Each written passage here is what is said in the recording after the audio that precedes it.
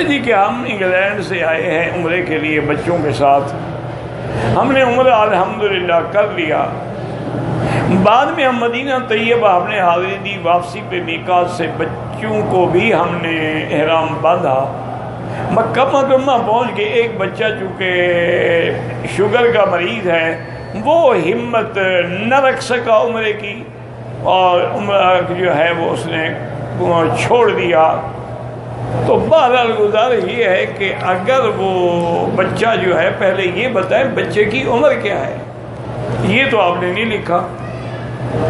ماں باپ کے لیے تو 70 سال والا بچہ بھی بچہ ہوتا ہے نا. تو اس لیے اگر بچہ بالغ نہیں ہے اس میں کچھ بھی نہیں, کوئی جرمانہ نہیں. اگر بچہ بالغ ہے تو پھر اس کو چاہے بیماری کی وجہ سے احرام کھولا ہے دم بھی دینی پڑے گی اور عمرہ بھی قضا کرنا پڑے گا. ویل چیئر پہ کرا دیں, اس کو تکلیف نہ ہو. جب آپ جانتے تھے کہ اس بیچارے کو شوگر کی تکلیف ہے تو اس کو آرام سے عمرہ کروا دیں. اور اگر نہ بالغ ہے تو اس میں کچھ بھی نہیں ہے.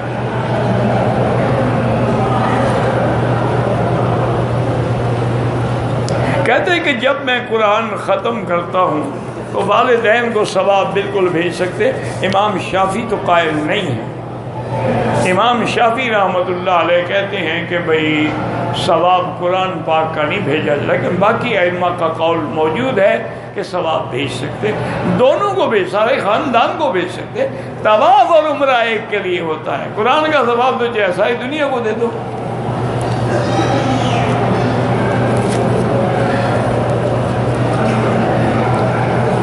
کہتے جی کہ 3 یا 4 طواف کرنے کے بعد ایک ساتھ میں نماز پڑھوں, مکروہ وقت ہو تو نہ پڑھیں, عصر کے بعد نہ پڑھیں, مغرب کے بعد پڑھ لیں. ہر طواف کے لیے 2 رکعت 2 رکعت 2 رکعت 2 رکعت. مسئلہ سمجھیں کہ افضل یہ ہے کہ ہر طواف کے بعد 2 رکعت پڑھ لیں. لیکن اگر مثلا مکروہ وقت نہیں پڑھ سکتا یا اس کو خیال ہے کہ پھر رش زیادہ ہو جائے گا, میں ابھی ایک اور طواف بھی کر لوں, تو پہلا طواف ختم کر کے باقاعدہ حجر اسود پہ آ کے دوسرے طواف کی نیت کر کے طواف کرے گا. یہ نہیں کہ ایسے 14 چکر لگا رہے.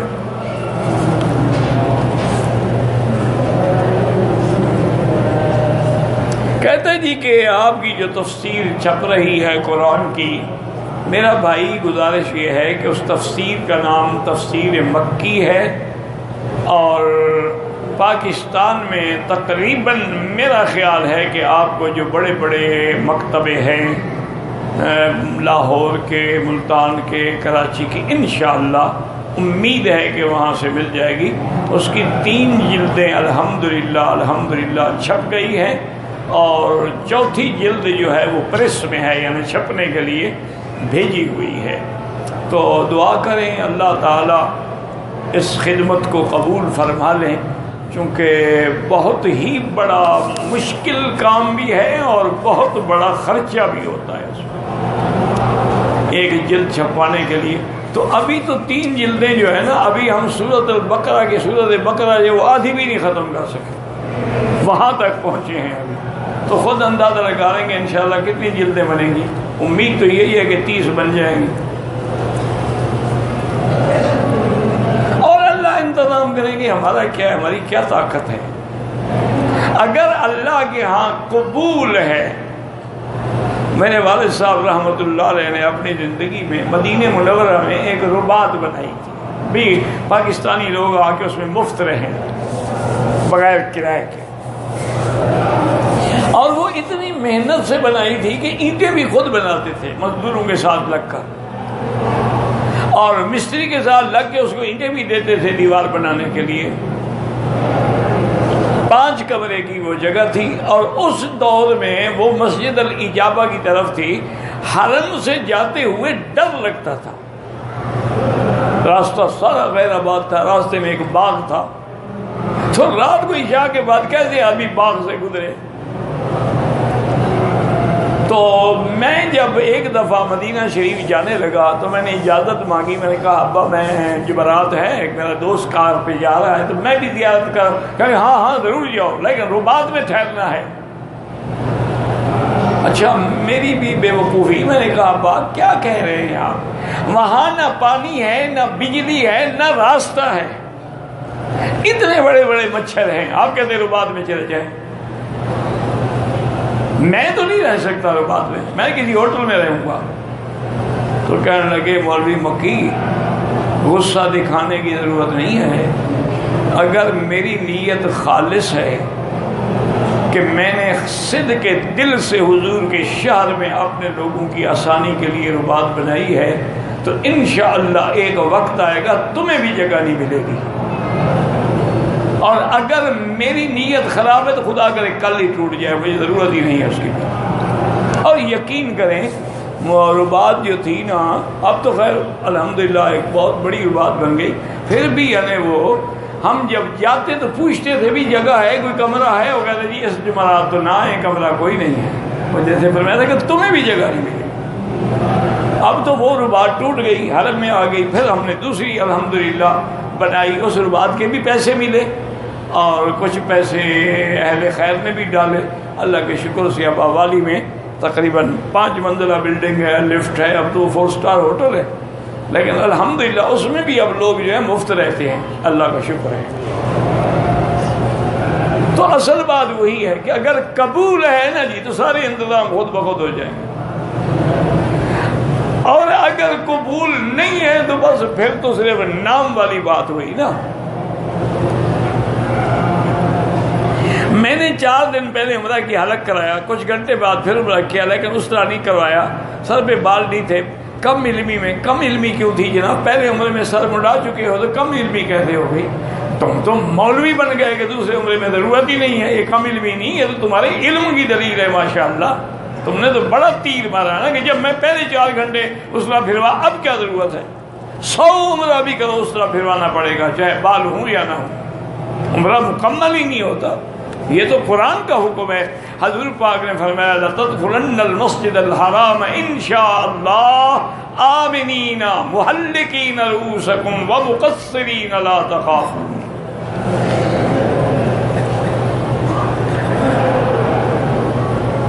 کہتے جی کہ علماء دیوبند جو ہیں مولانا مودودی صاحب کی تفسیر پہ کیوں اعتراض کرتے ہیں؟ گزارش یہ ہے کہ مودودی صاحب فوت ہو گئے، اللہ ان کی قبر پہ کروڑوں رحمتیں کرے، کیونکہ اصول یہ ہے کہ کسی مرنے والے کے بعد اس کے بارے میں کوئی غلط بات نہ کی جائے۔ حضور نے فرمایا کہ لا تذکروا موتاکم الا بخیر، جو مسلمان فوت ہو گیا اس کے بعد بھلائی کی بات کرو، برائی کی نہ کرو۔ میں صرف تمہیں ایک مشورہ دیتا ہوں کہ مودودی صاحب کی تفہیم القرآن بھی لے لو، اور معارف القرآن مفتی شفیع صاحب کی یا حضرت ادریس خان دہلوی رحمۃ اللہ علیہ کی لے لیں، ایک صفحہ اس سے دیکھیں، ایک صفحہ اس سے دیکھیں، انشاءاللہ چند دنوں میں تمہیں پتہ لگ جائے گا کہ مودودی صاحب نے کیا غلطیاں کی، تمہیں خود سمجھ آ جائے گی۔ میں کیا کیا اعتراض بتاؤں، لیکن اس کے باوجود بھی ہم ان کو نعوذ باللہ نہ برا کہتے ہیں، نہ ان کے بارے میں کوئی تعصب رکھتے ہیں، باقی غلطیاں ان سے ہوئی ہیں اور بڑی خطرناک قسم کی غلطیاں بھی ہوئی۔ اس کی وجہ ہے میرے عزیز کہ جو لوگ اپنے مطالعے کی زور سے کتابیں لکھتے ہیں نا، ان سے لازماً غلطی ہوتی، کیونکہ استاد سے اوپر ہوتا نہیں، انہوں نے اسٹڈی کی، تفسیریں پڑھی، کتابیں پڑھی، تاریخیں پڑھی، اور دماغ بھر گیا، پھر جب لکھیں گے تو کہیں نہ کہیں وہ ضرور ٹھوکر کھائے، لیکن بہرحال اللہ ان کی غلطیاں معاف کرے۔ اور جو علماء ہیں وہ اس لیے بچ جاتے ہیں کہ جہاں مسئلہ سمجھ نہ آیا فوراً استاد کے پاس چلے گئے کہ حضرت یہ آیت مشکل ہے، حل نہیں ہو رہی، فوراً حل ہو گئی، غلطی سے بچ گئے۔ اس لیے شیخ الاسلام ابن تیمیہ نے جیل میں بیٹھ کے لکھے ہیں کتابیں، حضرت شیخ الہند رحمۃ اللہ علیہ نے مالٹا میں جیل میں قید میں رہ کے ترجمہ قرآن لکھا ہے، لیکن الحمدللہ کوئی غلطی نہیں۔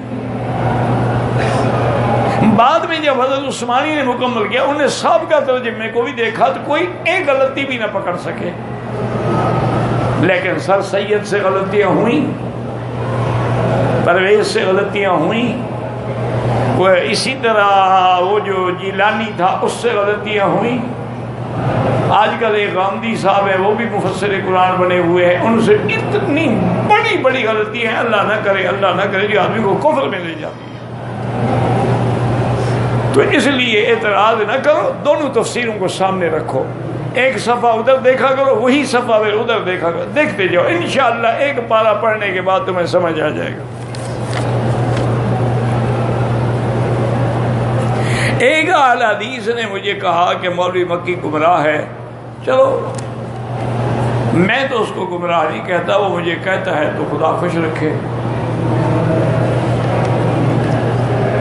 کہتے کہ وہ اہل حدیث کہتے ہیں کہ دیوبندی سارے کافر ہیں، چلو شکر ہے تم تو مسلمان ہو، ہم تو تمہیں کافر نہیں کہتے۔ یہ بھی ضروری ہے۔ ہمارا حضرت تھانوی کو رحمۃ اللہ علیہ کو کسی نے لکھا کہ تم گدھے ہو، حضرت نے وہ خط پڑھ کے سنایا تو شاگردوں نے کہا حضرت سنانے کی کیا؟ فرمایا بھائی دنیا میں کوئی ایک تو ایسا ہو جو ہمیں ہماری حقیقت یاد دلائے تاکہ ہم وہ تکبر میں مبتلا نہ ہو جائیں۔ اس نے تو میری اصلاح کی ہے مجھے گدھا کہہ کے۔ تو اس لیے بھائی میرے آپ کو میری گمراہی کا پتہ چل گیا ہے، تو اب تو آپ پر لازم ہے کہ مجھے دعا کریں میں گمراہی سے بچ جاؤں۔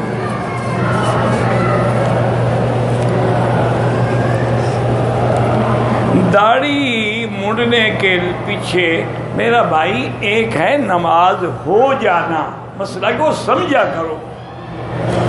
وہ تو ایک حدیث مبارک میں ہے کہ صلو خلف کل بر وفاجر، ہر نیک برے کے پیچھے نماز ہو جاتی ہے۔ مثلا ہم جا رہے تھے مدینہ منورہ، راستے میں جماعت کھڑی تھی، ہم بھی مل گئے، اب جب سلام پھر داڑھی منڈا تھا تو اب ہمیں نماز دہرانے کا حکم نہیں ہے، وہ ہو جائے گی انشاءاللہ۔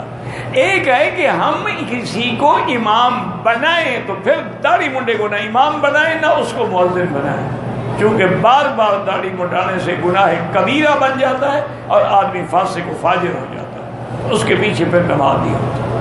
لازم ہے نماز کے لیے کہ کتاب اللہ اور سنت رسول اللہ کا علم رکھتا ہو، تو اس لیے خود ہی امام نہ، اچھا پیچھے لوگ کھڑے ہوتے، جب کوئی عالم کھڑا ہے اس کو آگے کرو، داڑھی منڈے کو آگے نہ کرو۔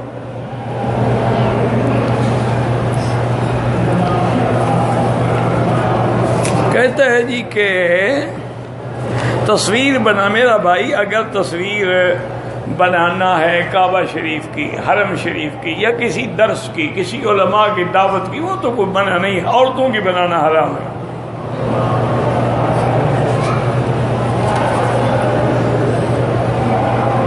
کہتے ہیں جی حضرت دوست محمد بلدار کو بخش دے، اللہ سب کو بخش دے، حضرت تھانوی رحمۃ اللہ علیہ کی، حضرت توسیع رحمۃ اللہ علیہ کی مغفرت فرمائے۔ وہ بڑے لوگ تھے، انہوں نے پہلے اہل سنت، تنظیم اہل سنت کی بنیاد رکھی تھی۔ مدینے سے آتے ہوئے احرام باندھا، مکے آ گیا، عمرہ نہ کیا، فوراً کسی وجہ سے پتہ نہیں مدینہ واپس گیا، احرام نہیں کھولا، پھر واپس آ کے عمرہ کیا، کوئی بات نہیں۔ یعنی ایک آدمی عمرہ احرام باندھ کے آیا، مکے پہنچا، کوئی چیز اس کی رہ گئی، اب اس کو لینے کے لیے دوبارہ مدینے چلا گیا، احرام میں رہا، واپس آ کے عمرہ کیا، ٹھیک ہے، کوئی جرمانہ نہیں، احرام میں رہو چاہے مہینہ گزر جائے۔ اگر دوسرا عمرہ ہو تو کیا آدمی اپنے بال خود اس طرح پھیر سکتا؟ پہلے میں بھی پھیر سکتا ہے، خود پھیر دے سیفٹی کے ساتھ۔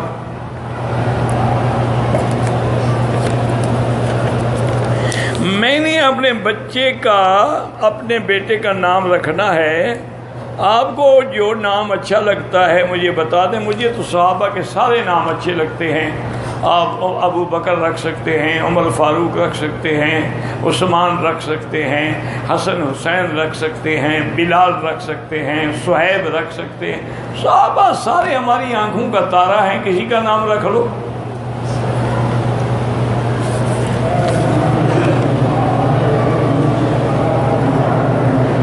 کہتے ہیں کہ شیعہ سے ہمارا فروعی اختلاف نہیں، اصولی اختلاف، چونکہ شیعہ جو ہیں وہ حضرت علی کی امامت کے قائل ہیں اور امامت کو نبوت سے بھی افضل کہتے ہیں، اور اسی طرح ان کا قرآن کے بارے میں بھی عقیدہ ہے کہ غیرا حرفا بدلا، یہ قرآن صحیح نہیں ہے۔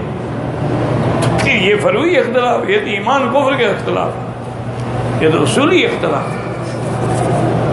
قرآن کہتے ہیں یقول لصاحب ہی، وہ ابو بکر کو گالیاں دیتے ہیں۔ قرآن بی بی عائشہ کی صفائی دیتا ہے، وہ بی بی عائشہ پہ تہمت لگاتی ہیں۔ یہ کون سا فروعی اختلاف ہے؟ میرے بیٹے کا بھی یہ کل بھی آیا تھا، میرے بیٹے کا نام شرائم ہے تو ٹھیک ہے۔ صحیح حدیث کے اندر حضور پاک صلی اللہ علیہ وسلم کی احادیث مبارک میں سینے پر تو ایک روایت ہے فقط، ورنہ یہ ہے کہ ناف کے اوپر بھی باندھ سکتا ہے اور ناف کے نیچے بھی باندھ سکتا ہے۔ اور یاد رکھیں، ایک ہوتا ہے لفظ حدیث ہو اور ایک ہوتا ہے سنت۔ حدیث تو کبھی ضعیف بھی ہو سکتی ہے، منسوخ بھی ہو سکتی ہے، لیکن سنت کبھی منسوخ نہیں ہوتی۔ یاد رکھو، یہ فرق ہے حدیث اور سنت میں۔ اسی لیے حضور نے فرمایا نا کہ میری سنت کو پکڑو، علیکم سنتی۔ تو حضرت علی کی روایت ہے کہ ان تضع یدہ علی یدہ وتحت السرۃ، کہ دائیں ہاتھ کو بائیں پہ رکھو، ناف سے نیچے، من سنت، انہوں نے فرمایا سنت یہ ہے۔ اب اللہ سب پہ قبول کرے، ہم تو اعتراض نہیں۔ اصل میں یہ جھگڑے کی باتیں ہی نہیں ہیں، خدا کے لیے سمجھو۔ وجہ یہ ہے کہ مثلا ایک آدمی کا پیٹ بڑا ہے، وہ کہاں رکھے گا ہاتھ؟ گردن کے ساتھ۔ اچھا، کسی کا قد بڑا، کسی کا پیٹ بڑا، کوئی چھوٹا ہے، کوئی بڑا، کسی نے سینے پہ رکھ لیا، کسی نے ناپ پہ رکھ، کسی نے ناپ، کوئی بات نہیں، کیا ہے؟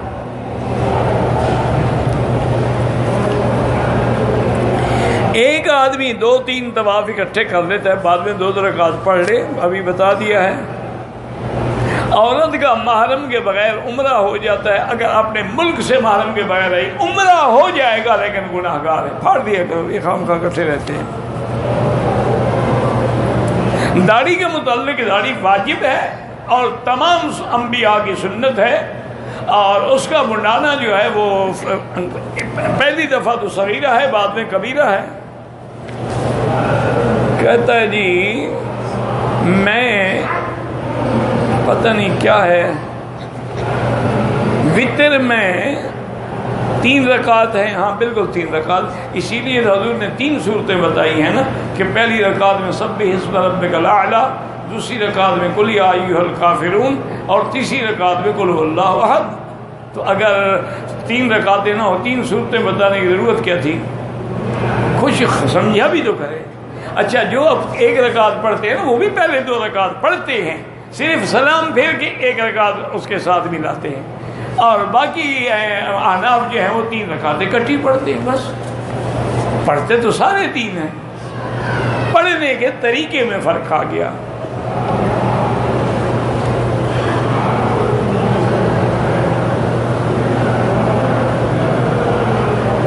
اگر ایک مولوی کہے کہ بریلوی کے پیچھے نماز نہیں ہوتی، تو کیا یہ سنت کے خلاف؟ مجھے دکھائیں، حضور نے حدیث میں فرمایا ہو کہ بریلوی کے خلاف نماز ہو جاتی ہے، تم دکھا دو تو میں مان لوں گا، میں تو جھگڑا نہیں کروں گا۔ مراد یہ ہے کہ اہل بدعت کے پیچھے نماز نہیں ہوتی۔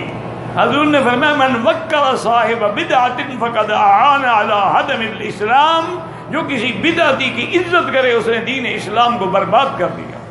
تو امام بنانا عزت کرنا نہیں ہے۔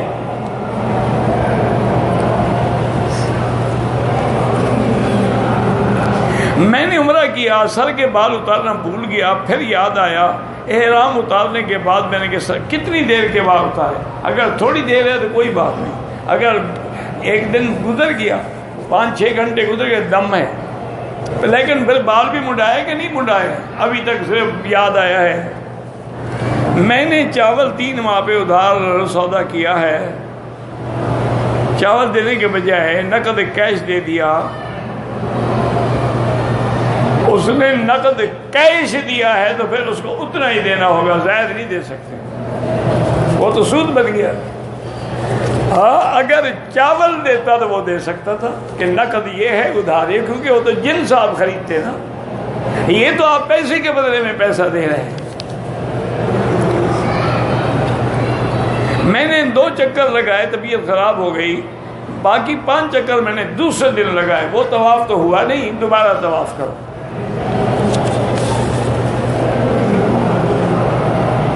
کہتے جی کہ مولانا الیاس صاحب کے بارے میں آپ کی کیا رائے؟ میری رائے کا کیا مطلب ہے؟ عالم آدمی ہیں، اچھے آدمی ہیں، اللہ کے دین کا کام کرتے ہیں، باقی رائے اس وقت دی جاتی ہے جب ان کی کوئی کتاب سامنے ہو، کوئی فتویٰ سامنے ہو۔ ایسے کیسے کسی کے بارے میں رائے دے دو؟ نماز پڑھانے کے لیے امام پگڑی لازمی افضل ہے، کیونکہ حضور پاک ہمیشہ پگڑی پہنتے تھے، لیکن اگر ٹوپی ہے رومال ہے تب بھی ٹھیک ہے، لیکن افضل پگڑی ہے کیونکہ حضور پاک ہمیشہ پگڑی استعمال فرماتے ہیں۔ کہتے ہیں جی کہ اربوں والا لباس سنت کے مطابق ہے؟ بالکل نہیں، یہ تو ٹخنوں سے بھی نیچے پہنتے ہیں، یہ کہاں سے سنت کے مطابق ہو گیا؟ طواف کی ویڈیو بنائے لیکن ان میں عورتوں کا نہ مردوں کا نہ ہے۔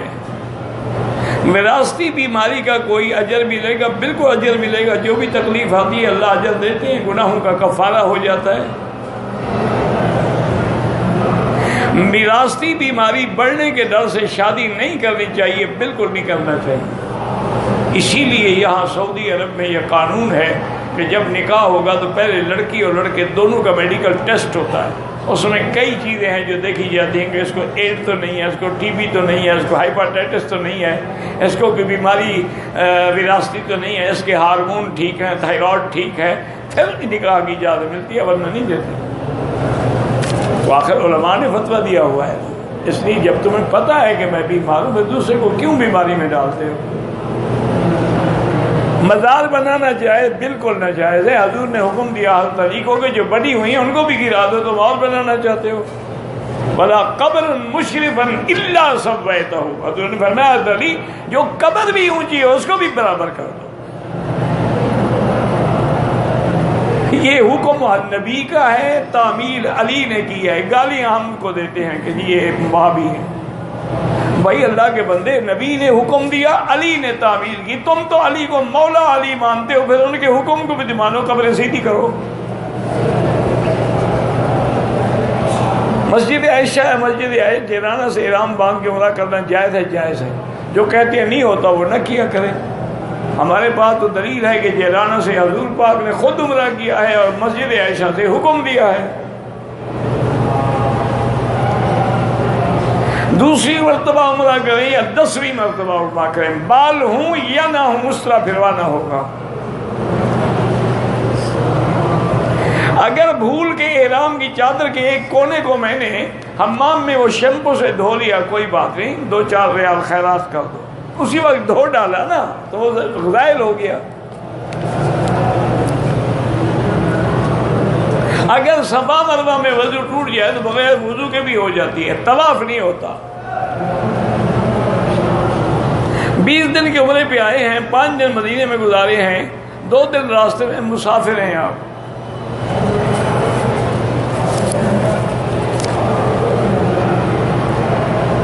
حسبنا اللہ و نعم الوکیل کے فضائل آگے لکھا ہوا تھا ہے قرآن میں، فانقلبوا بنعمت من اللہ وفضل لم یمسسہم سوء، اللہ کی رحمت سے خیریت سے واپس آئے اور کوئی نقصان نہ ہوا۔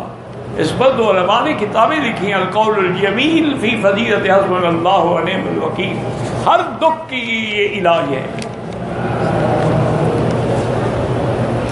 ایک انسان بیمار کی حالت میں اپنے زیر ناف بال نہیں اتارتا، اسی حالت میں مر جاتا ہے، کوئی بات نہیں، کچھ نہیں، وہ بیمار تھا، معذور تھا۔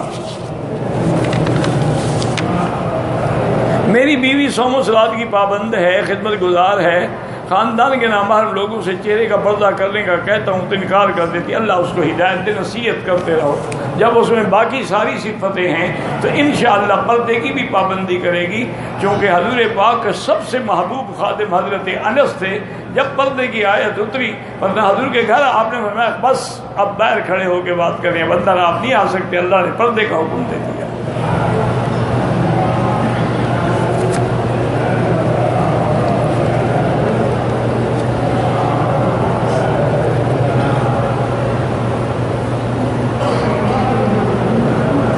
کہتے ہیں جی کہ آپ نے بتایا تھا وظیفہ کہ سورۃ رحمان 3 دفعہ پڑھ کے شادی کے رشتے کے لیے دعا کریں، ہم نے الحمدللہ پڑھی تو دوسرے دن رشتہ آ گیا اور طے بھی ہو گیا، ہر چیز طے ہو گیا، الحمدللہ، شکر کرو اللہ کا۔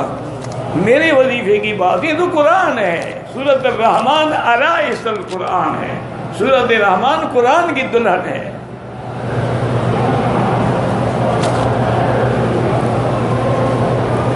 بعض لوگ کہتے ہیں کہ خرگوش کی 2 نسلیں ہوتی ہیں، ایک کھرور، مجھے نہیں پتا بھائی، نہ میں نے خرگوش کبھی پالا ہے، نہ مجھے پتا ہے کہ اس کی کتنی نسلیں ہیں، یہ سارے کام تم کرتے ہو۔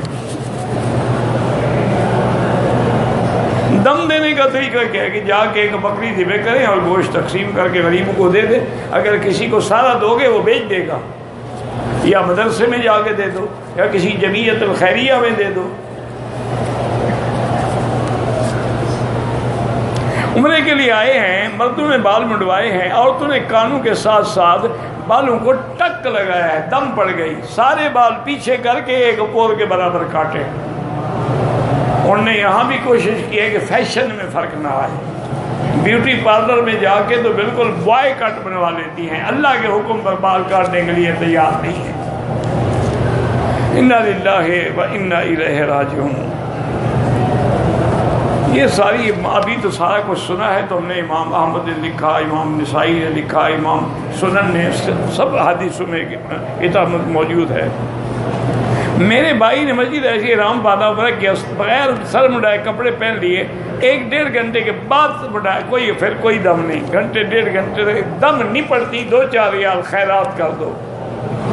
آج کل لوگ سپلائی کا کام کرتے ہیں، مجھے نہیں پتا کیا ہوتی ہے سپلائی۔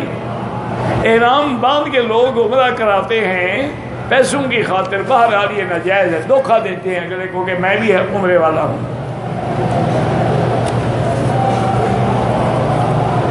کہتے ہیں جی کہ وہ چادر جس کے دونوں کنارے سلے ہوئے ہوں اور کناروں پر سرخ رنگ کا ڈورا بھی ہو، وہ بھی باندھ سکتے ہیں، احرام میں لنگی بھی باندھ سکتے ہیں، کوئی منع نہیں۔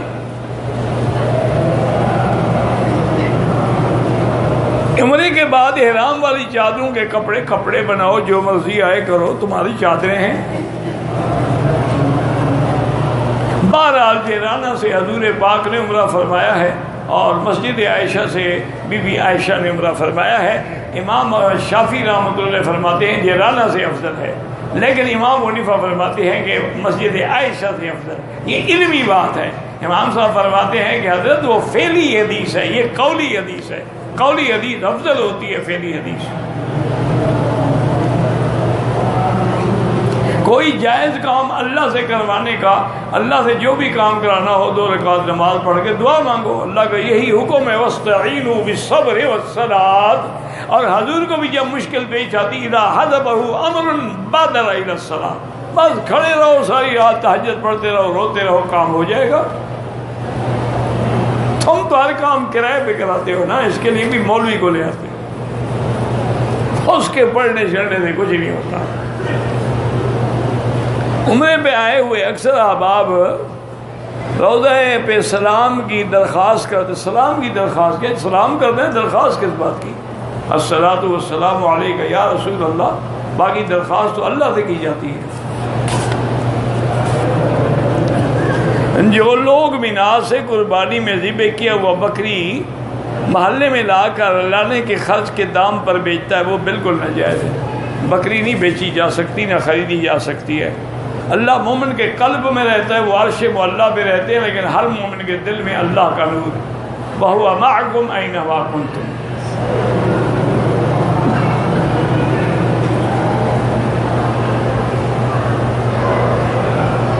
ہاں بالکل، امام محراب کے اندر کھڑا نہ ہو، تھوڑے پاؤں باہر۔ ایک بھائی لاہور سے احرام باندھے مکے پہنچا، طواف کر کے سعی نہیں کی، احرام کھول دیا، دم آتا ہے، بالکل دم آتا ہے، جب صفا مروا نہیں دوڑا، واجب چھوڑ دیا، دم پڑ گئی، بھول کے کیا بھول گیا؟ روٹی تو کبھی نہیں بھولا آپ کو، یہ پیزا کھانا تو نہیں بھولا، برگر کھانا بھی نہیں بھولا، البیک کھانا بھی نہیں بھولا، بھول ہی صفا مروا گئے ہو تم۔ یہ بہانے ہوتے ہیں۔ ایک دوسرے کے سر کے بال کاٹ سکتے ہیں، کاٹ سکتے ہیں۔ یہاں ہر نماز کے بعد نماز جنازہ ہوتا ہے، تو اس لیے کہ ساری دنیا جو سارے شہر کے جنازے حرم میں آنے کی کوشش کرتے ہیں، تو جہاں لاکھوں کی آبادی ہو تو جنازے تو آئیں گے، اور خوش قسمتی ہے کہ ہمیں نماز کے ساتھ جنازہ بھی مل جائے۔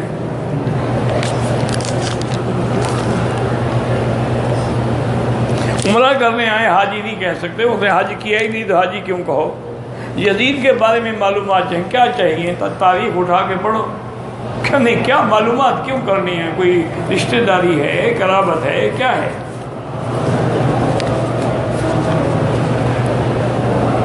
مرد اپنی بیوی جو فوت ہو گئی اس کو غسل دے سکتا ہے، اگر کوئی عورت موجود نہ ہو تو دے سکتا ہے، اگر عورت ہو تو نہیں دے سکتا۔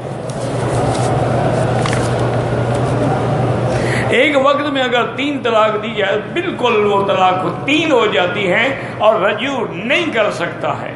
اور حلالے کا معنی بھی یہ نہیں کہ کرائے کا گھوڑا لے آئے ایک رات کے لیے، حلالے کا معنی بھی یہ حتیٰ تن کے زوجن غیرہ، کسی اور سے نکاح کرے، وہ اپنے منشے سے طلاق دے، نہ دے تو نہ دے، کیونکہ اللہ چاہتے یہ ہیں کہ جس وقت وقت نے آپ کو 3 گولیاں ماری ہیں اس کے گھر کیوں جاؤ دوبارہ،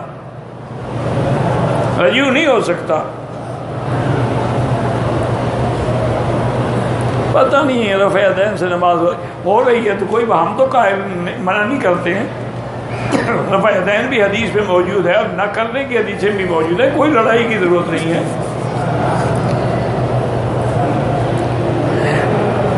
پورے حرم میں یعنی پورے مکہ کے شہر میں حتیٰ کہ مینا تک جو حد حرم ہے اس سب میں ایک طلاق ملتا ہے۔ کوئی بندہ مکے میں رہ رہا ہے، ہوٹل سے احرام بند کے نیت مسجد عائشہ سے کرو، ٹھیک ہے بھائی، چادریں باندھنے سے کیا ہے، کہیں سے باندھ لو، نیت وہاں جا کے کرو۔ زیارتوں کے لیے گئے، جیرانہ حائضہ عورت بھی تھی، احرام نہیں باندھنا ضروری نہیں ہے، جیرانہ سے احرام باندھنا ضروری نہیں ہے، وہ حرم کے باہر حل ہے، میقات نہیں ہے۔ ذہنی اور جسمانی معذور کے لیے دعا، آپ عمرہ طواف اپنے لیے کریں، اس کے لیے دعا کریں۔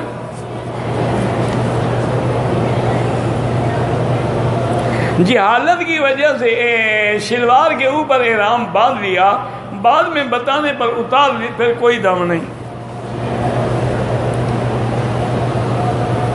آپ کرسی پہ بیٹھ کے بیان کریں، انشاءاللہ کرسی اچھی چیز نہیں ہوتی۔